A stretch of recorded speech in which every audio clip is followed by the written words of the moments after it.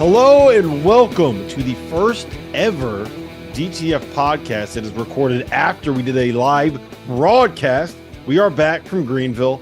I've recovered from my Sunday morning hangover, which was waking up for a 7:30 a.m. flight was not that pleasant. It was the first time I've ever seen T.O. say, "We're going to the bar. We got to celebrate."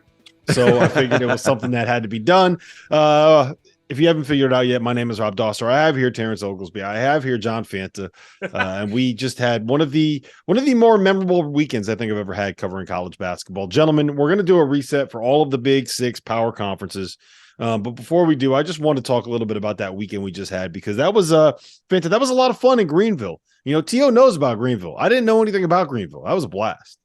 No, I didn't know much about it, but what I took away was the people, the food, and the tremendous college basketball that we watched made for a collectively outstanding experience. It was a dream weekend for us at the Field of 68. Our first ever live game broadcast featured quite possibly, in fact, I don't care what anybody else thinks, I will name it as the wildest college basketball game of the season thus far, because Furman was up by 24 points on Stephen F. Austin. The Lumberjacks came all the way back, not just to tie it, they took the lead, and for a moment, it looked like they were going to win. A three gets called off due to a shot clock violation that was reviewed for what seemed like endless amounts of time. I was too busy with a bucket of chicken. And then Furman wins it after calling a timeout they didn't have, which we could talk about this whole new philosophy of, hey, maybe calling timeouts that you don't have is the worst thing in the world for a couple of reasons, because we've now seen a couple of games that have been impacted by this. Right. By giving up one free throw, I guess it should have been two. Furman had the basketball. Whether it was one or two, it doesn't matter, because Mike Bothwell isn't human and lifted the Paladins with 36 points. The game was all time. Greenville was incredible. Hall's Steakhouse. Hall's, you get an A+ and a bow from me, and just so deeply appreciative of the people of Greenville and Furman for welcoming us with open arms. Guys, this past weekend was why we all work in college basketball. It was really, like, it reinforced our love for the sport. That's how I feel, at least, coming away from that. Yeah, it was really a lot of fun, and I'm glad you guys got to come down. You guys didn't get to come to my house because I live about 40 minutes outside. I was going to outside of Greenville, but I was going to invite you guys over if we had a little more time. But regardless, Main Street in Greenville is a situation. And Dauster says, "Yeah, we went out, we had a good time, but I didn't have a hangover the next day. Did you really have a hangover?" Well, it's because I woke up at 5 o'clock in the morning to get ready. Okay, so yeah, that makes more sense, because I woke up at about 7:30 and I felt fine. So I was a little worried about you there, but we had a great time. There's a difference between still being drunk and being hungover. That's right. Yeah, my hangover kind of kicked in at that point, because it was one of the, like, we didn't really drink much water there, and you know, I don't want to splurge on too many of the details, but to suffice to say, T.O. made us order doubles, everything that we ordered.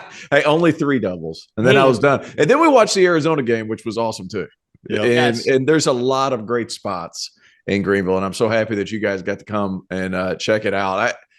It was just, it was an event. And I'll be honest, guys, like, I was really nervous about it. I felt like, because we'd been working on it for a long time and trying to figure out the logistics of getting you guys down here, and are we going to be able to do it? We finally got it done, and to have the game turn out like it did, I thought was awesome, because whenever Furman got up 24, I was like, oh boy, yeah, like, this is going to be that we're going to have to fill. And it's going to be it actually worked out pretty perfect, because in the first half, Furman was kicking their ass, and we were able to do all the stuff that we need to talk about Furman, right? Second half, Stephen F. Austin plays great. We can do all our Stephen F. Austin stuff, no problem, get into it. You get to the final 8 minutes, then it's just completely ignoring all the stuff you prepared for, and like, let's talk about this wild basketball game. Let's break it down. You end up with a buzzer beater. And yeah, T.O., to your point, we don't need to go too much into the details of how it came about, but this was like an 8-month process. Right? Yeah, I without going into too many details, like the conversations, I'm not taking any credit, because but I started asking questions in April. So like for this to be able to kind of transpire and Goodman and Dauster and everybody just fully jump on board and Dagan and try like that was really, really cool. And to be able to work a game with you guys, I thought was so much fun. Dauster, I thought you did a great job on side. Dude, that is harder than that is not as easy as people. Not easy at all. It's not, because it has to be relevant. It has to be where you're at and everything. Mm-hmm. And I'm going to sing Fanta's praises for a second because, guys, I'm still fairly new to this, and I feel like I'm pretty good at it. But to work with somebody like Fanta, and not only like are you great on screen, but managing the game, like the way that there was a point where our audio was going in and out, and they said throw it to Dauster, and I was like, I didn't know if you heard it. So I started poking Fanta, and Fanta's just like, hey, calm down. I got it. As he was talking, he gets me to calm down because that was the only reason I was kind of like, hey, Fanta, I was pointing over that direction. And he's like, he gets it over to Rob in a change of possession where the game slows down. After the game's over, Fanta's like, I have to set him up for success. I can't screw him in the middle of a possession to where if something happens, he's got to do both. So the fact that Fanta was able to manage the game, and it's such an underrated feature of a lot of really good play-by-play guys, like he managed the game. At the end, Fanta saw what was going to happen. If something's going to happen, he wrote down on a piece of paper, he said, get out of the way. Where he said layout was where he wrote down. He handed it out of the way. I didn't say get out of the way, but not get out of the way, but get out of the way of the game. Get out of the way of the game was basically how I took it. And it was great advice, and it made for great cinematography. So like kudos to you, Fanta, because I've worked with some color commentators that don't have that kind of grip. And man, I learned a lot from sitting beside you. I thought that was awesome. Yeah. The one other thing that I will note is that Fanta does men's college basketball games and women's college basketball games.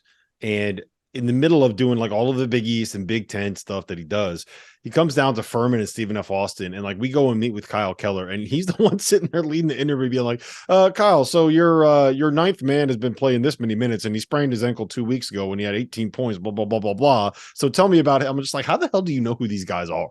Right? Yeah. Like how so Furman-Stephen F. Austin with all of these other games that you're doing and kind of putting into your brain, how do you know who these guys are? Just I don't know. It's impressive people that can do multiple sports and then kind of hop out of it and jump in and grab a game like this and have it look like they've been covering the SoCon all season long. So kudos to you for that, John. I prefer kudos, guys. I prefer kudos. Kudos. Is that like tires? Yeah. Right. I gotta say, man, I was in Greenville for 3 full days. I didn't hear one person say anything about tires that weren't on a car. I didn't hear that either. But but in all seriousness, Fanta, like it was really a pleasure working beside you. Yeah. And I know you get a lot of credit for, I'm not going to say what's the right term for a lot of the theatrics that you produce, but it's everything's planned and everything's in order. Like that was really cool to watch. All right. Enough of that. We kissed Fanta's ass just a little bit too much here. My lips are getting just a bit chapped. Oh, he stole my line. Yeah, I did. My God. You gotta do it sometimes. You gotta do it sometimes. Tell you what, it ain't a small ass to kiss. Yeah, I know. It's got a lot of space there, Fanta. Get your Burt's Bees ready. Yeah. All right. Let's go through. We're gonna go through. We're gonna try to reset it as best we can. I'm gonna set the timer again. It's not gonna be as fancy as what Dagan Hughes is producing. I guess I don't know if that's out there yet. I don't know if we need to talk about that yet. But we're gonna do 6 minutes on each league. We're gonna break it down. We're gonna talk through each of these conferences. We're gonna start with the Big Ten. So T.O., let me ask you this, man. It started. Everyone said Indiana was the favorite to win the conference in the preseason. Everyone said that Illinois was the most dangerous team in a conference. Where do you stand on those two, and where do you stand on who the favorite is in the Big Ten? Well, first of all, favorite to win has now turned to Purdue because they have the immovable object in the middle. And Zach Edey has been, as far as dominance is concerned, he's been Shaquille O'Neal. And nothing short of it. Like he has been incredible on all fronts. He's passing out pretty well. And those guys, even those freshmen, are able to knock down shots from the perimeter. Right now, that's got to be your favorite. And a Big Ten conference that, quite frankly, it's a comeback to earth moment over the past 2 weeks. I think that's fair to say. and it's come back to reality. People are catching up a little quicker. Fanta, you see that thing spinning around here right now? You see what that is? That's T.O. taking his victory lap. That's what that is. That's exactly what that is. But I digress. I'm still not out on Illinois. If you want to talk about that team for a little while, it just too many pieces. They still have to figure each other out with a lot of stubborn dudes and a lot of guys that want to do things a certain way. And I think by mid-January, late January, Illinois is going to be firing on all cylinders because Brett Underwood's just going to wear them down. I think that's a big piece. Xavier Johnson, the severity of his injury throws Indiana's season up for question. Jalen Hood-Schifino is going to have to take a much bigger role on top of what he already had, which was a big role. So you're looking probably upper middle part of the Big Ten Conference, I think, for Indiana. They still make the tournament. I just think that their ceiling is lowered just a little bit, depending on the severity of his injury. Yeah, it's suffice to say it's not good. I don't know what I'm allowed to say right here at this point, but it's not good. It's a tough spot for them to be in. They've lost 3 out of 4. Fanta, are you worried at all about the fact that Davidson struggled with that Purdue struggled a little bit with some teams that aren't quite on their level, and they are shooting right now as a team 31.5% from 3? Yes, and to be honest with you guys, that's why Purdue is 4th in my Fox Sports Top 15 this week and not 1st, 2nd, or 3rd, because I don't think they've played like one of the 3 best teams in the country in recent weeks. I think they've been figured out more. I think that they carried such a level of unknown entering this season that it's served to their benefit. It really did. Now, when you combine that with the National Player of the Year frontrunner, look, they are a Final Four contender. They are a threat. They absolutely are a threat. You can both say Purdue's a threat to be there at the end, but also has some things that should raise your eyebrows. And I think there's 2 sides to freshmen, right? Like, as much as we've heaped praise on Braden Smith and Fletcher Lawyer, sometimes certain guys do hit a wall. And I worry about that in the Big Ten because the Big Ten sometimes defeats itself with how these teams play each other. Oh, come on. You don't think that the Big Ten to a level? It's the SEC of football. Like, they just beat up each other all year. No, that's not what he's saying. That's not what he's saying. He's saying that they beat themselves because of the style that they play. Everyone's got a 5-man.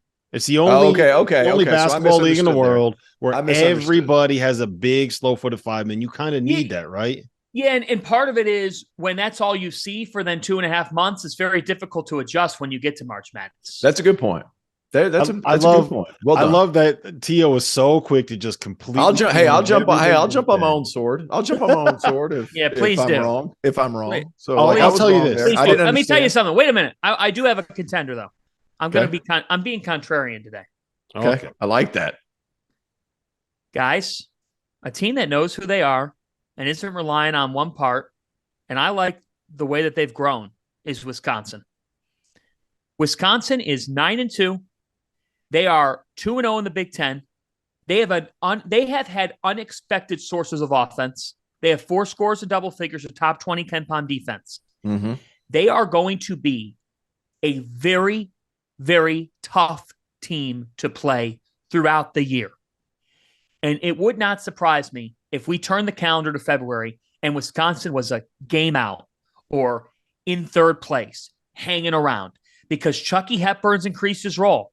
Tyler Wall is one of the more under-discussed players nationally, but if you watch Tyler Wall in a game, you know how much he means. Mm-hmm. I have an immense respect level this year for Marquette. I thought Marquette played really, really well against Wisconsin and should have probably won the game.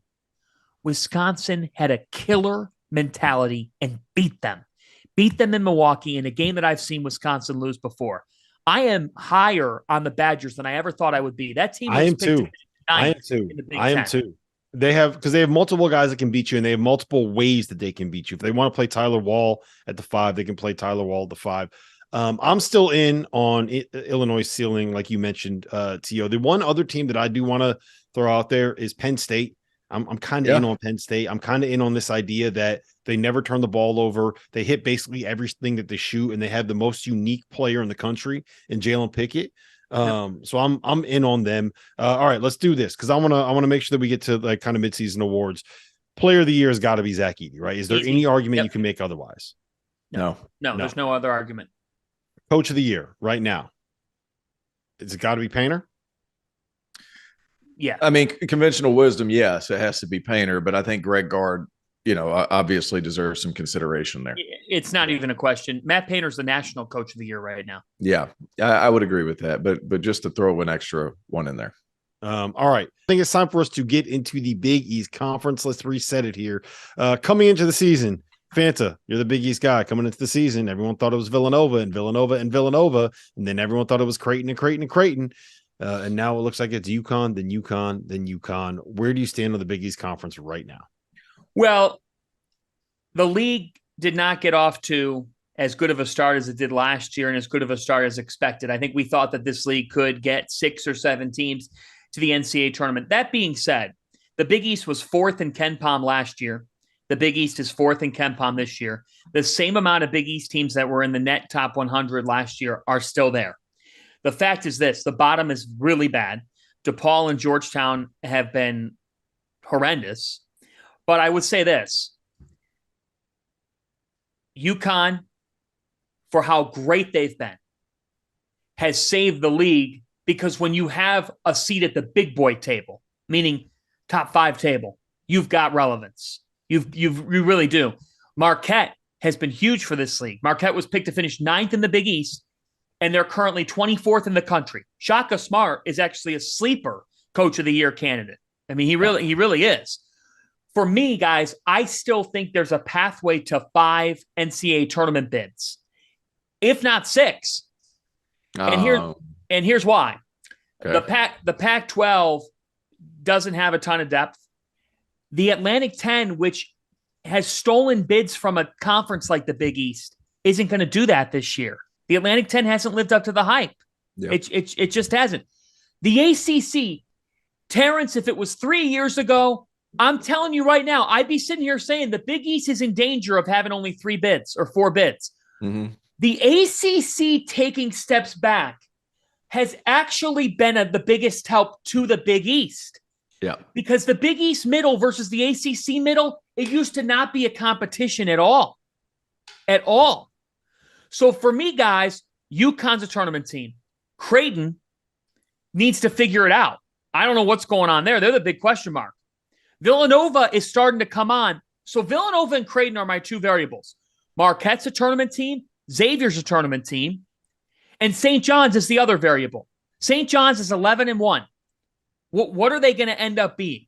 Will they be legit in conference play? If that team goes 12-8 in the Big East, though, and they're sitting at 23 wins, they're going to make the NCAA tournament.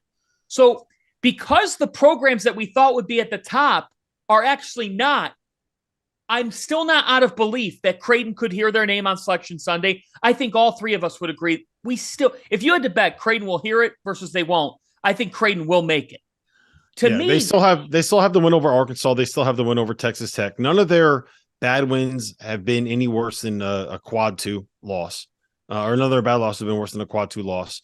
And Villanova, all their struggles, T.O., they haven't had Cam Whitmore. They haven't had Justin Moore. If Justin Moore comes back, that's something that's going to be taken into account. Fair or not, that's going to be something that is considered. So just in time for UConn Goodman, talk. Goodman, come on. Like my Cleveland Indians sweatshirt? Kick him out. For Fanta? Hey, we got to go. Out. No. I got invited. It was a majority decision. I got invited by 2 people. Yeah. We invited him because Rob Dauster, he needed to be present for the state of the Connecticut Huskies message. So you tell us what the state of the UConn Huskies is. They're the best team in college basketball. We don't need. What do we have to say about it? That is the least interesting thing to talk about. Arguably, it's not. There's no argument about it. Like all the metrics have them number 1. They're the best. Honestly, they've covered every game they've played. Sonogo might not score on Zach Edey. Sonogo might go scoreless, and Klingon might go back to the bench crying. Okay. Okay, this is wild. I disagree wholeheartedly. If you want to hit your wagon to Purdue, Goodman, you can do that, and we can talk in a month. Go ahead, do it. All I'm saying is like those big guys will be neutralized. They will be neutralized. I don't know. Sonogo's been hitting shots. I'm not worried. Like you think I'm worried about? No, come on. No. It's all right. Well, wait a minute. I don't need to say anything because I'm going to be proven right. So. This is the comparable to how. What's the wager? Wait. What is the wager, Robert, that UConn? I'll even give you an easy one. I'll give you an easy one here. UConn wins the big least. Okay. UConn wins the big least. I'm going to give you UConn. I'm going to take the field. What is the wager? Whatever you want it to be. What is We're taking the field. Whatever you want it to. I mean, they're going to win. They should win it easy. I mean, it should be going away. UConn is like the greatest team since Florida repeated in 06-07. So they should win this thing by like 4 or 5 games, right?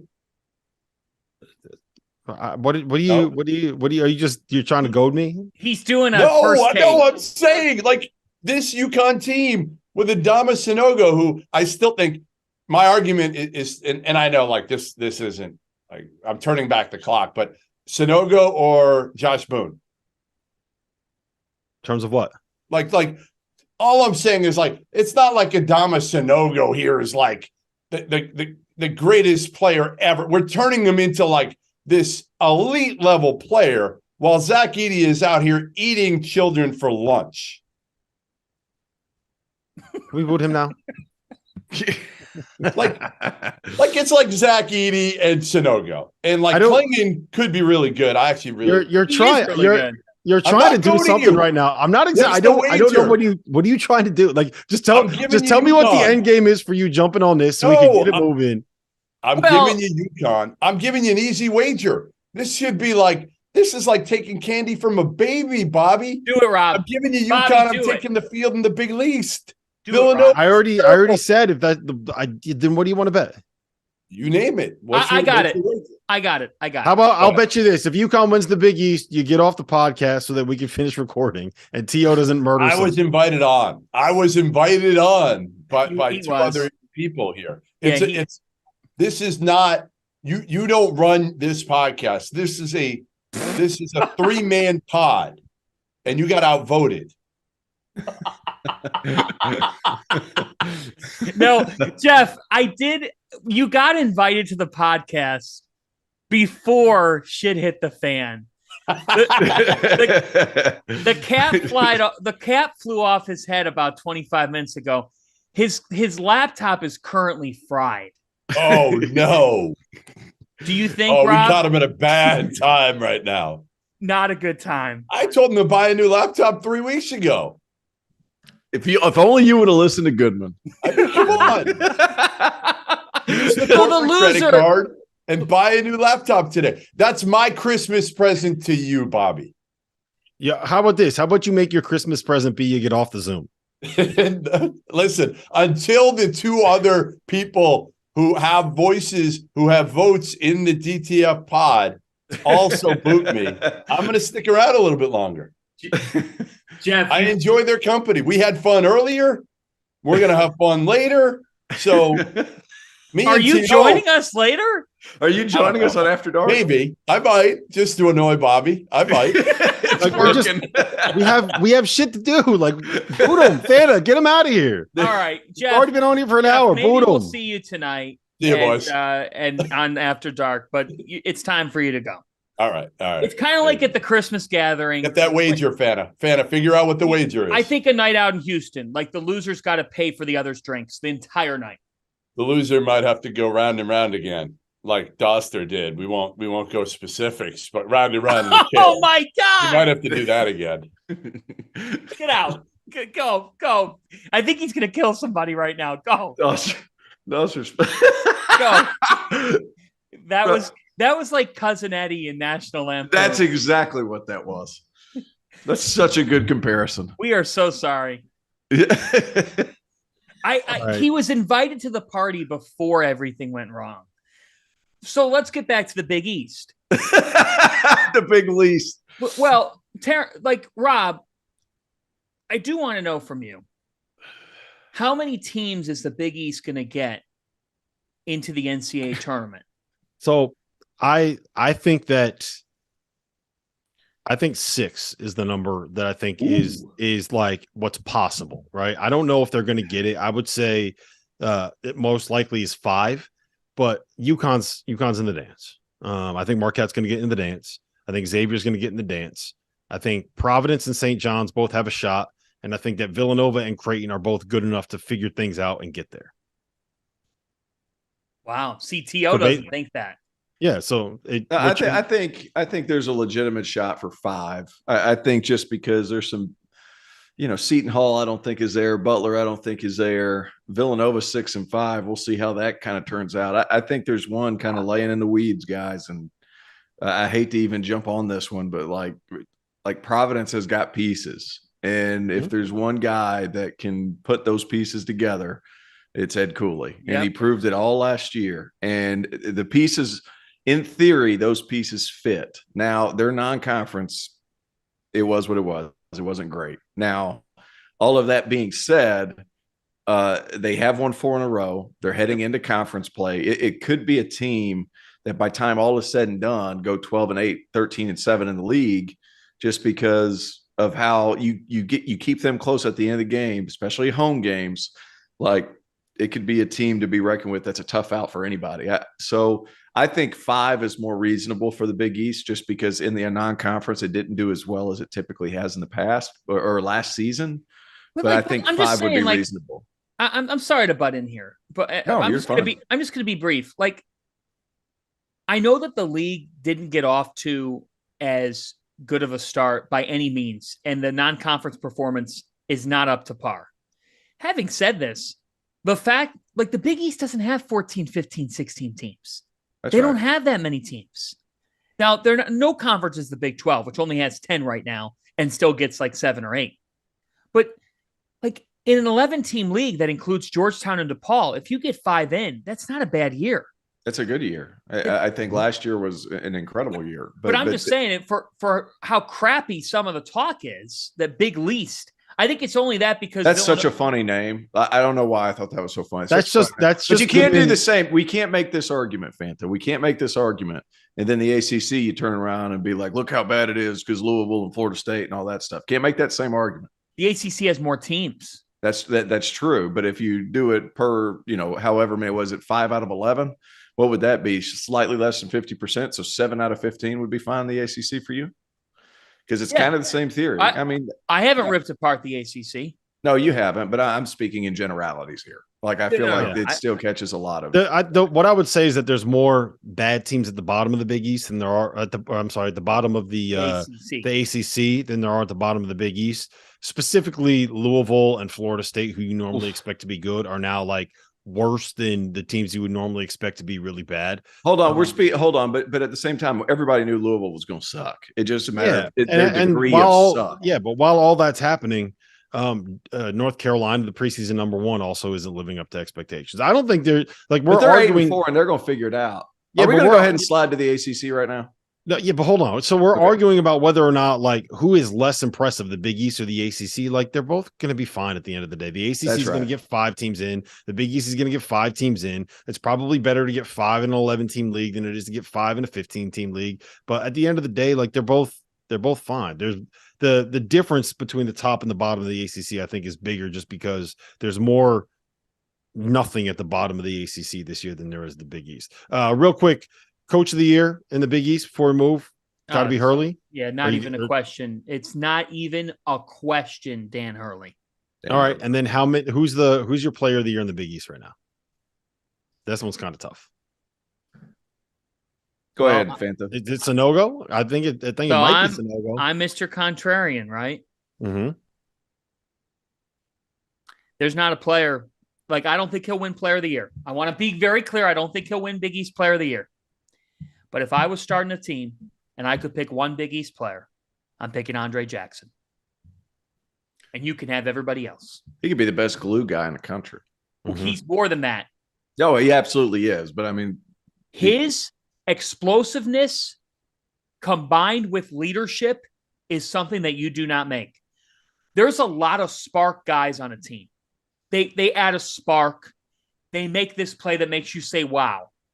They normally aren't the leader of the team at the same time. And they might add a glimpse. They don't defend for 40 minutes. They don't rebound for 40 minutes. They don't make plays. They don't get to the hardwood. The only thing holding Connecticut back would be injuries. That's literally the only thing.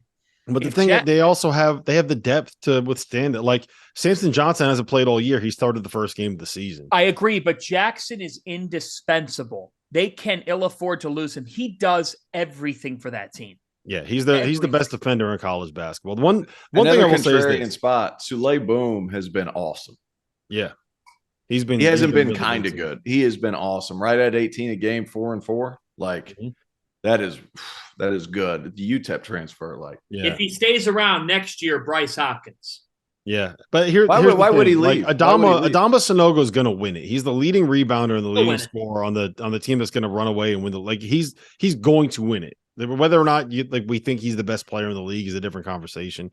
Sanogo is going to win it unless things change. One real quick note: after Georgetown on Tuesday, UConn has Villanova at home, Xavier away, Providence away, Creighton at home, Marquette away. If they get through that run undefeated, like we're looking at, they might end up in mid-February without a blemish on their resume. Then why didn't you just take that Goodman bet 5 minutes ago? I don't know. You should have taken that bet. Very easily could have taken that bet, and it just I'm not in the mood for a lot of. He's down right now. I'm not. They're not going to get through that unbeaten. They're going to lose a game. Yeah, I think I would not be. And that's good. And it's good to lose a game, guys. Yep, you want to lose one there. Want to lose one there. All right, let's move to the ACC because we kind of teased it just a little bit. Came in with North Carolina being a favorite, and I don't know if you necessarily feel the same way at this point. T.O., where do you stand on the ACC? You know what? If there's a team I'm sticking with, it is going to be Carolina. I feel like, scheduling means so much. You lose 4 in a row, you get Georgia Tech, and then after that, you get the Citadel. And you saw them get their rhythm back, right? 24 assists against the Citadel. They're starting to move the ball a little bit again.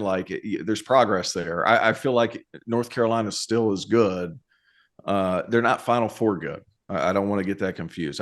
They caught lightning in a bottle, but they are still a team that'll be in the top 4 or 5 of the Atlantic Coast Conference. But then my team to win that conference, it's going to be one of two. It's going to be and both of those teams are in the Commonwealth of Virginia. Virginia Tech or Virginia. One of those two teams is going to win that league. Virginia Tech, people forget, the ACC tournament champion is the champion of the conference. Virginia Tech is the reigning ACC champion. So it's not like I'm talking out of turn here and saying, something crazy, because Virginia Tech has been really good for 2 years. And Virginia is back in the saddle of being that dominant Virginia type team that we've come to know and love, after dropping 1 to Houston, but without 100% Reese Beekman. So I'm curious to see how that goes. I'm actually I'm down a little. I'm down a little bit on Virginia compared to what I was 2 weeks ago. I'm a little bit you shouldn't be. Struggle with Michigan. You struggle with James Madison. You get beat by Houston. But define struggle. Against Michigan, they were down big. They were down double digits in the first half and had to find a way to win. You beat James Madison by 5, who's not very good. You struggle. I would argue to the contrary on that one. James Madison is pretty good. Okay, well then they didn't cover. They scored 55 points against James Madison team. That's par for the course. You score 62 points against a Florida State team that's not very good. They haven't looked great since before Thanksgiving. Right. It's been almost a month since they've looked like a team. Let's pretend that we had no context for Virginia at all this season. Right. If you just saw a team that beat Michigan by 2, knowing that Michigan got 30 piece by Arizona State, that beat a 1-9 Florida State team by 5 at home, and beat James Madison by 5 at home, are you sitting here saying that's the team that's going to win the ACC? Yeah. Probably, but it's because the margin of victory to me in Virginia doesn't matter as much as margin of victory with some of these other teams, because they're not going to score a ton of points. I'll tell you what, I think Duke wins the ACC. Not the regular season or the tournament. The regular season. Oh wow! I love their makeup defensively, and if you look at KenPom offense and defense, when you combine their 2 ratings, they're the highest in the ACC. All right. They've got a top 18 offense, and then they're 22nd in defense. And it's not much. It's not by much, but I just think we should consider Duke more than what we've talked about. I think that the thought process with Duke is, well, they're young. And so can they be relied upon to win a regular season championship? For me, I'm not as high on Virginia as I was like Rob. Virginia Tech could be the X factor here because Padula has been outstanding. Justin Mutz is big time. They've got balance. They've got options, and they have experience. Yeah. But consider Duke because of this. Their length is imposing. They're not going to get rattled by a team with size. If they make threes and Dariq Whitehead comes on, they're going to have a chance to win the ACC. Whitehead is huge, and obviously him missing the game against Wake Forest as we do this podcast, it's a non-COVID illness is what Duke called it with him and Derek Lively. You still want to see those guys get in a rhythm and progress as time goes on. But guys, Terrence, if you want to talk about Jeremy Roach the way that you talked about him in the preseason, and Tyrese Proctor's hitting shots and Dariq Whitehead comes on as a wing, the length there speaks for itself. Why can't Duke win the ACC? Because the last time they did it was when Shire was playing, I think. At least the regular season. And it's been based on a team that has a lot of young players. That's the only reason. I just think the consistency in Virginia's approach, the consistency in Virginia Tech's approach, they're not going to drop some of these ones like some of the younger teams are going to, right? That's why I didn't pick Carolina to win the regular season, because there are some marvelous inconsistencies there for both teams. It's fair. So that's kind of my only argument. I mean, your argument certainly has credence. It's certainly possible just because of that size and Filipowski and Dariq Whitehead getting healthy and all that. I could see it happening. It just hasn't. If you maybe go to a counter and say who you betting on, I'm saying Virginia still, because I'm giving their experience, their defense, their toughness the benefit of the doubt. But guys, I have been more impressed with Duke than I thought I would be at this stage. I like them. I think they're one of the 10 best teams in the country. Is Kyle Filipowski the conference player of the year right now? Man, good question. He might be. He might be. I mean, that's the thing. Virginia probably doesn't have, if Beekman's 100%, then he's probably got an argument. Padula deserves consideration, guys. He's averaging over 17 per game. He's shooting almost 50% from the floor. But I would probably look at Filipowski and say, yeah, he's got a shot. I mean, certainly for freshman of the year. I mean, he won the first 4, and then Judah Mintz took over the last 2 weeks. I mean, there's certainly a shot there, but he hasn't been voted player of the week once yet. I think there's something to be said there. I'm telling you guys too, on the ACC front, yet again, Miami's going to be a tough out in March. Yes. Oh yeah. They got a big one tonight. You know what's wild about the game tonight? Miami at Virginia, Virginia at Miami. It's the first time since February of 2021 that the ACC has had a ranked matchup. Yeah, that is a wild stat. All right. I mean, there's a lot of ways you can go for ACC Player of the Year. I think Isaiah Wong is probably in that conversation. Sean Padula is probably in that conversation. There is no favorite at this. The fact that Sean Padula is in that conversation is pretty cool. It's awesome. You've been talking up this guy for years. Too. Yeah. I feel like it was the first time I met you in 2017. You were like, hey, this kid Sean Padula, he's only a sophomore, where the hell he's from, but wait till he gets to Virginia Edmond, Tech. Oklahoma. I know Mike Young isn't at Virginia Tech yet, but when he gets that job, just and it was then he does with Sean Padula. And it was then that you said, I got to hire this guy. Yep, right then and there. All right, Coach of the Year, I would be giving it to Larinaga or Mike Young, but probably Larinaga for me, just because he's 8,000 years old. Give him an award. He needs. Well, and he had a milestone. I think he had his 600th win this year. Yep. Yeah, look, Jim's got to be. Now he did get to the Elite Eight last year. It shouldn't come as I talked with a couple coaches earlier this year who said, "Man, Miami's got dudes again. They're the fact that they got kind of overlooked again, they went to the Elite Eight." And the reason why the coach said it was, he's like, we live in this college basketball world where it's always what you did in March then determines what we think of you the following preseason. And we weren't talking as highly about Miami considering they went all the way in the Elite Eight last year. They also lost Cam McGusty, who was a first teamer. They lost Charlie Moore, who was one of the better pure point guards in the country last season. He wasn't through the first 5 years of his college career, but the sixth one, there was some magic in that sixth one. So that's why we didn't talk about them as much. He took 6 tries. You get 6 tries, one of them better pan out. Hey, did you see you know, the kid? You know what's wild about it? Nigel off? Pack isn't even doing anything for him. Like Nigel Pack's just kind of he's just okay. He's getting paid. He's getting paid the Miami max. He got that Nigel 400K pack is what he got. All right, let's move to the Big 12. Hey, by the way, real quick. Did you see where this kid from Oregon, the wide receiver, got his 9th year of eligibility or something? Yeah. Did you see that? Are you kidding? Yeah, he's got a bunch of injuries and graduate transfers. Yeah, he's what's the thing past the doctor? He's going to have a double doctorate. All right. He's got a PhD. He's actually going to be a doctor by the time he leaves. I'll tell you what, he better not be in a freshman dorm. That's all I'm going to say. Oh boy. All right, let's move to the Big 12. Kansas Jayhawks.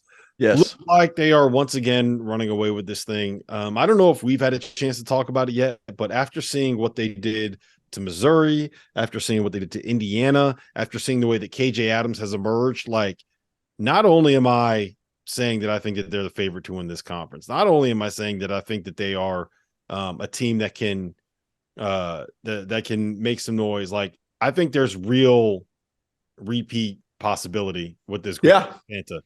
I know. And look, this is coming from a guy that after the Bahamas, I was like, I don't know if this is a top 20 team in college basketball. We know. I've completely reversed course. Everything I said back then, cancel it out, man. That was a dumb take. One of you guys should have slapped me in the face when I said that. How come you didn't? Yeah. That's how, you know what? That's how I know you guys aren't real friends. Okay. No. We did. You would have slapped me in the face. We both said you were wrong.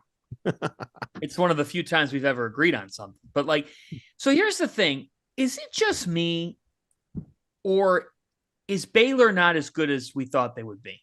They're not, they can't guard. Yeah, They're that's problematic for them. And I'm actually surprised by that.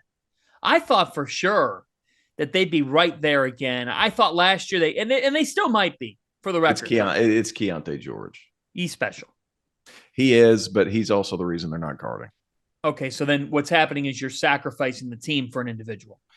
I wouldn't say that, because I'm not ever going to put that on Scott Drew. But what I am saying is he's still young. He's still very reliant on one side of the floor, and he doesn't show that same level of urgency on the defensive end as his teammates. There were a couple of rotations the last time I watched him play where he just missed, and not just missed, gloriously missed. So he has to put effort on the right things, and they don't have Tchamwa Tchatchoua. And how good of a defender was he? Who's that tone setter for them? I don't think they have that. So they're not as good defensively this year. I think that's plain to see. Yeah, and I think it is worth saying, Fanta, they are still sitting at 8-2. They have a win over UCLA, who, when we get to the Pac-12, UCLA is really good. They have a win over Gonzaga. They just beat Washington State. They smacked around a good Tarleton State team without LJ Cryer and without Adam Flagler. They'll be right there. And they're still 6th in offense. Yeah. Well, I know. I'm saying I actually think I still think they can make the Final Four. But however, I don't think for a top 15 team they've gotten discussed a whole ton nationally. I'm just denoting that. Yeah. Yep. Look, Kansas should be the front runner in this league. They are. Jalen Wilson has only elevated his game. DeJuan Harris is one of the more underrated players in the country. He's steady. He makes them go. And for me, guys, you want to talk about fit? Grady Dick fits them like a glove. I mean, he has been fantastic in every way. And it's almost as if, when you don't have elite play at the center position, you better have shot makers. Mm-hmm. And they've got shot makers. And they are wide open. They are spread out. And best KJ offensive Adams, technician. Yeah, you have an elite offensive technician. KJ Adams has evolved. I mean, and if Ernest Uday keeps coming on, that, they could make it to the Final Four. They're the Big 12 front runner. I think that the most interesting storyline in this league, though, heading into conference play is, guys, we got to talk about it. Here you have this situation with Rodney Terry in Texas where, it's unpredictable. You know, will they end up being? Will they stay as a top 20 team? Will they stay on that level? I'm not even saying top 10 because I think it's so hard. Yeah, it's going to be impossible. It's going to be hard. But my heart goes to the kids. Okay, the players did not sign up for the whole situation. It's horrible. And I'm curious to see what ends up being the end result with Chris Beard in Texas and what Texas does and the timing of everything with Texas and how this all ends up. But guys, that's a team on their best day that could beat pretty much anybody. They got screwed. Like Beard screwed those guys over. And you're right. The people that I feel bad for some of the staff members that uprooted their family to kind of buy into this vision that Chris Beard had. And if Texas ends up making a move and getting rid of him, then those guys are going to have to relocate their families again, which is never an easy thing to do. But I feel worse for the players, because they bought into this vision from Chris Beard and they just have a limited amount of time. A lot of these guys, if it doesn't work out for them at Texas, where's Tyrese Hunter transferring to? What's Marcus Carr going to end up doing? He's a 5th-year guy. Same with Dylan Disu. Like, there's a lot of people that put a lot of trust into Chris Beard, and he burnt that down. So I feel for him. Coach of the year. Coach of the year. Chris Beard? No, shit, no. Who is your coach of the year? I like how you very conveniently got that out of there. At this point, Jerome Tang. I was going to say the same thing. Mm-hmm. I was going to say the same thing. His ability to turn that. I mean, they're 10-1 right now, and their KenPom numbers aren't great, but at the same time, they're guarding. They're top 35 in the country defensively on KenPom. They have some guys on there, and you know what? You cannot escape this one. And I understand Jalen Wilson deserves a lot of credit for Big 12 Player of the Year. Keontae Johnson needs to be considered a first-team All Big 12 member. He is shooting 50-50 right now. Or if not 50-50, he's right there at it. This is a guy who gave up an insurance policy for a lot of money in order to come back and play, and it is going to pay off.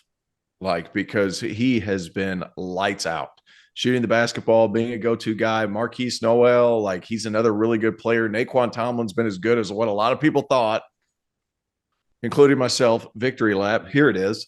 And they just continue to play good basketball. There's a lot to be excited for in Manhattan, Kansas. I hope they make it. I would give him coach of the year in that league. Yeah, that's a brutal conference. Just to kind of paint the picture for you, on New Year's Eve, they play their first conference game against West Virginia, who is number 17 in KenPom's KenPom's ratings. And he's my coach of the year. I think Bob Huggins is going to keep getting this team better. Look out for West Virginia, a team that was finished. You want to hear an amazing stat? Amazing stat. We haven't had one Big 12 game yet, so you can't say that playing league games has inflated the numbers. Kansas State, 10-1. Kansas State, we just talked them up. Kansas State, we just said how good they could end up being. They are the last ranked team on KenPom in the Big 12. Yeah, it's crazy, man. 50th. That league, it's absurd. And it's only going to get better. It's only going to get better. I mean, with the fact that Houston's going to come in that league, the fact that BYU but will benefit as a program. Cincinnati, guys, is a sleeping giant. I don't know. I think BYU is going to get their brains beat in. No. You're taking it the wrong way. Sorry. I'm not saying they're finishing in top 4. I'm saying those are good programs. Yeah, you're right. You're right. They're not a lot of this realignment in the next 5 years. In my opinion, we're going to start to get wacky-do with the realignment of don't start adding teams just for the sake of adding, okay? Don't start adding teams just for the sake of adding. With the exception of UCF, you're telling me that Houston, BYU, and Cincinnati coming into a league isn't a net positive? It might not be for them. No, it's and I'm not throwing UCF out like that. The reason being, I've long said that UCF is a sleeping giant. It's got the largest enrollment in the state of Florida. Right. So but I'm saying if that's the bottom of your league. Yeah. That's the bottom of your league. Yeah. That league, the Big 12 in 3 or 4 years could get 10 teams to the NCAA tournament. Shit, they could get 10 this year, man. They really could. Well, they really could. Think about it. Iowa State has a win over North Carolina. They're the second worst team in that conference. TCU, I know they had that bad loss to Northwestern State that came without Mike Miles and Damian Baugh. They are currently a top 45 team in America. They're 9-1 on the season. I could see them getting in. Oklahoma, that might be a little bit tough. Oklahoma State, that might be a little bit tough. Those are both top 40 teams, according to KenPom. It's true. That league is insane. And I know we're not about bracketology until later, but right now, that league is insane. I will say, right, Joe Lunardi has 9 Big 12 teams in the NCAA tournament. Oh, good luck, guys. Good luck. That league is a terror. All right, what's next? The SEC. Let's talk about the SEC. We had I said earlier that I think that Arkansas is still the best team in that conference. I don't think that I'm going to backtrack on that. I would say that they still are the best team in that conference. I think Tennessee, valid argument for them. Alabama, not quite as valid, but I still think there's an argument to be made for them. The only team that I don't think that we had said that there's a top 4, right? The only team that I don't think is currently in the conversation for best team in the SEC is Kentucky, and that's because I can't watch them offensively. I can't do it. I can't do it, T.O. I cannot. It's crazy. It's crazy. They're 29th in KenPom and Tennessee's 50th. Yeah, but Kentucky's got the 5th best defense in the country. Tennessee's got the first. But it's what it says. Now I'm speaking on KenPom. Yeah, but so much of that is because they just beat up on some bad teams, right? Well, there's something to be said there. And so much of that. Like so much of the offensive efficiency is just a result of Oscar Tshiebwe doing Oscar Tshiebwe things and going and getting second chance points. Yep. No question. They are very difficult. Like I don't like watching them.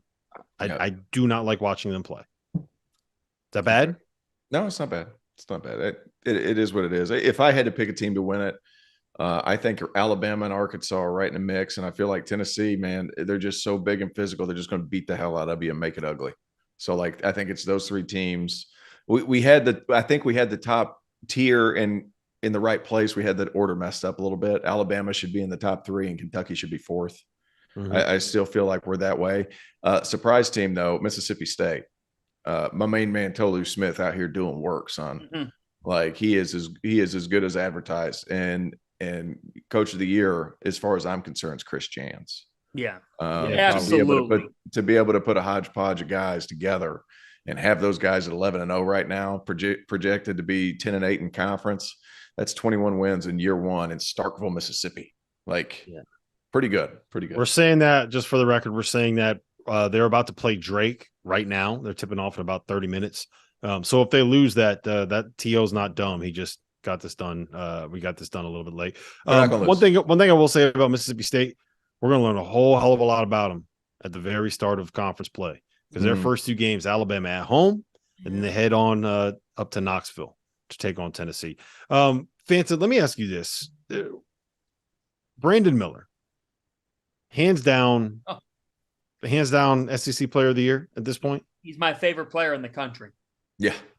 I'll tell you what, he could pass that thing better than I realized. Oh, it's amazing. I actually, earlier today, was on YouTube, and I just started watching him. I got to tell you guys, he is spectacular. And not only is he a superior talent, but he's a first-class act. Having never met him until last week, what he did in Coming On After Dark at midnight in that interview setting, it's very hard as a player after a game to give competent answers and smile and be that type of guy. We talk to players all the time after games. Half of them want to leave. Half of them don't care. It's just how it is. Guys, he was phenomenal. It's phenomenal. All-time After Dark guests for us. And, I think he has this great grasp of making the main thing the main thing. He knows what he needs to do, and he impacts winning. How many freshmen go to a non-Kentucky, non-Carolina, non-Duke, non-Kansas situation and take over a team in a way that unifies everybody and gives the team a Final Four ceiling? It's not something that happens every day in college basketball. He's doing it. His length, playmaking, scoring ability is all there. He's got the total package. He is the best player in this conference. That he is. I don't think there's any argument for anybody else at this point in the year. Now we'll see how it goes, towards the middle of SEC play. But right now, I think he's the SEC Player of the Year and Freshman of the Year. And Nate Oates would be my Coach of the Year right now. Yeah, I don't know. I think Chris Jans, just because of what all was going on, he's just done such a good job. And I think Tolu Smith, he's not going to get that much credit. It's a little bit like when Jamont Gordon played at Mississippi State. Like he put up All-American type numbers and he played at Mississippi State, so nobody really paid attention. Can I give what might be a bad take today? Yes. I get Iowa State vibes from Mississippi State last year. So you're saying they're going to get to the Sweet 16? Yeah, still could. Exactly. Still could. Oh, okay. So I didn't know where you were going. I thought maybe the other way you were going was that they'll fall off in conference play. Yes. Well, that's what he was saying. That's what he was saying. I'm saying both. Saying both. Both could be true. Yeah. That's the only reason, though. And bear in mind, Tio, these coaches are going to vote on conference play. These coaches, if you ask these coaches to do a coach of the year right now, they'd probably vote Jans because he hasn't lost. But there's one coach like Rick Barnes. Rick Barnes might sit at his desk and go, hasn't coached a game in the SEC. Screw him. Check off somebody else. Just saying. I'm just saying. Let's like. I think they're really good, but I agree with Rob. Like, I also am not going to overreact if they lose a couple SEC games early. That's my point. So let's walk through how many SEC teams we think are going to get into the tournament, right? Top 4, obviously, we all think are going to make it. Auburn, are they a tournament team? I think they probably are. But like they're a tournament team, but they're first round out. I'm kind of worried about them. Oh, come on. The saving grace is that there's not a ton of great teams in the SEC. Like the middle of the SEC is not as good as I thought it was going to end up being. Florida's been a little bit of a disappointment. Florida's been disappointing. I think Ole Miss has been disappointing. Missouri's been surprising, but they haven't beaten anybody. Right? They're 10-1, but what have they actually done? And then they got freaking curb stomped by Kansas. Stomped it. Texas A&M, I was in on them. Tio, no, I don't know. So they've fallen off too. They just lost a bye game to Wofford. Yeah. So I think we're looking at like 6. I think we're looking at 6 teams, maybe 7 coming out of the SEC. You know who's not going to get 6, maybe 7 teams in the NCAA tournament this year? Pac-12. Pac-12. All right. Hey, man, like somebody's got to get in the tournament, man. That's what I'm saying. Yeah, like that's the reason I'm thinking 6, maybe 7. The Big 12 has 10 teams that are going to get 12 into the NCAA tournament this year. That's how good the league is. Yeah, that's true. But like the ACC, you could sneak, 6, maybe 7 in. Let's get Furman in there, man. 6. We don't need like the 2-bit SoCon. 2-bit SoCon. Yeah. 4-bit SoCon. Top of SoCon's loaded. Loaded, Tio. All right. Pac-12. Hey, we can go ahead and do this podcast until after dark starts tonight if you guys want to.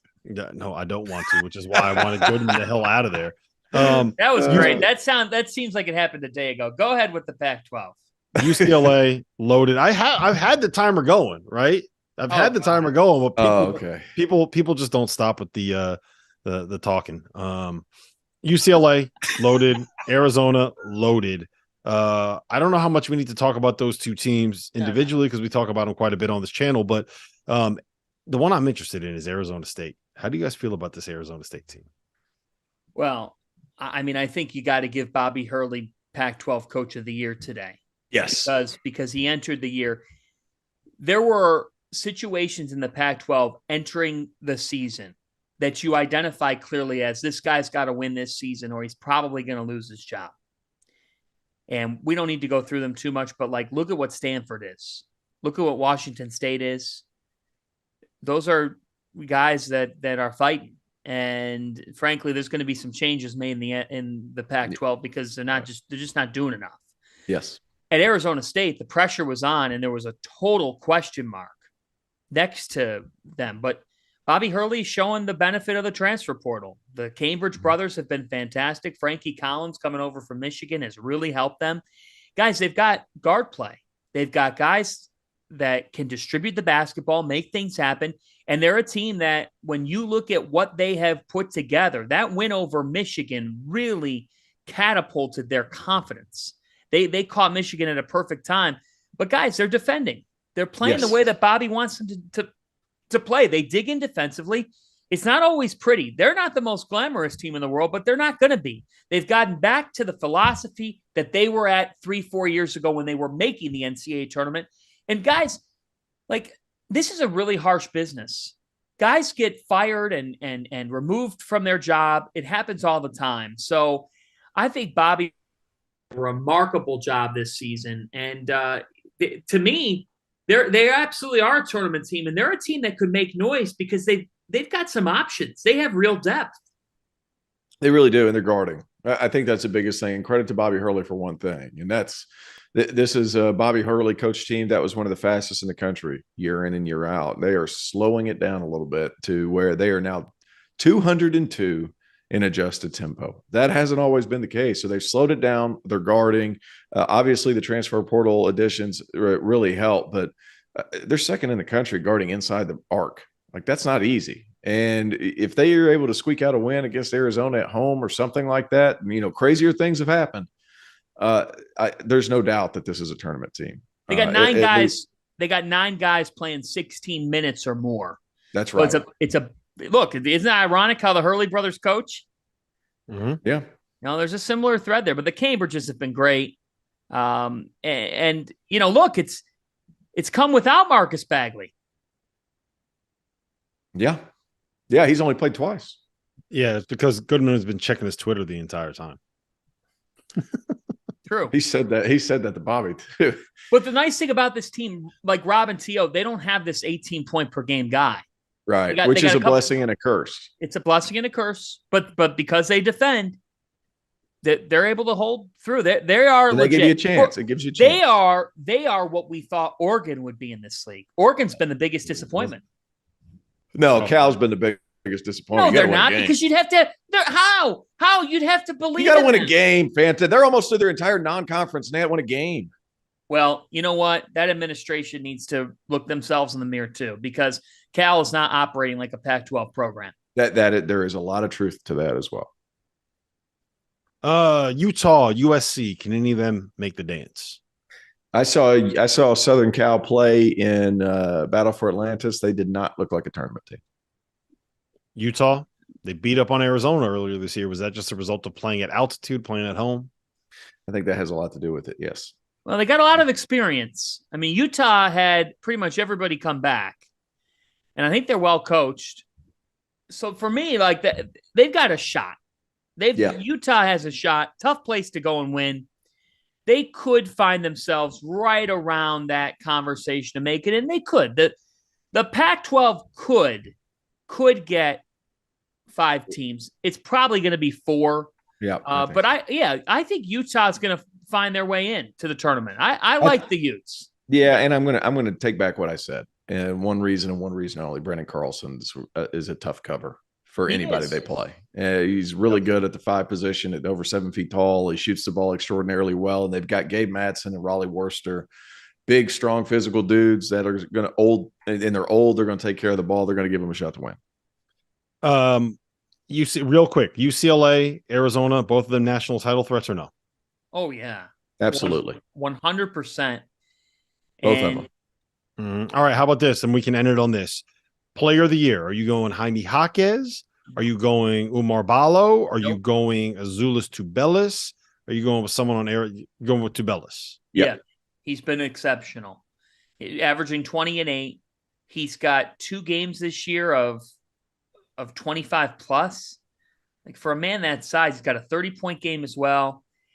His combination of finishing and moving without the ball as well, they set him up, and they do a great job. But you also have to be able to perform. Arizona's high-low game is the best in the country. Yep. I want to watch Arizona play UConn. It's my dream matchup of the season. I've got UConn 1 and Arizona 2 in my Fox Sports top 15. And part of it's because I just love the way that they both can play. And part of it's because I would love to see them play each other, guys. I want to see Sunogo playing Tubelis and Ballo. Yeah, you'd have Ballo, Tubelis, and then Sunogo and Kling Kong. Unbelievable matchup. And I think you'd see Sunogo and Kling Kong play together. It'd be great. I don't know if you would. I think UConn would try to take advantage. I think they would play Caravan. I know. I know. Caravan, well, could I at least watch it? Good luck trying to guard those dudes with Caravan, and that's nothing against Caravan. I think that's nothing against Caravan, but I think they would try to make them guard on the perimeter. I think what Hurley would do is say, we're going to do what we do and find a way to make it work. I think I would still go Jaime Jaquez as the player of the year in the league, because I think that what those two do is as much a product of Arizona's system. And I think their numbers are juiced up a little bit because of the pace at which Arizona plays. Whereas if I'm picking one guy to start a team out of this conference, I think the first guy that I'm picking is probably Jaime Jaquez. And when you have a guy on the number 3 team in the country that's averaging 17-6, that's projected to be the favorite in the league, who hasn't lost a game yet this season in the conference, I think that's who I would go with. But listen, this has been fun. I'm glad that we were finally able to get this thing all the way finished. It took probably an hour longer than it was supposed to for a lot of reasons. Many of them were my fault, but we got it done. So hit a Dauster fist pump. I've never seen somebody aggressively fist pump as aggressive as Dauster did after the game. Merry Christmas! Merry Christmas to all, and to all, a good night.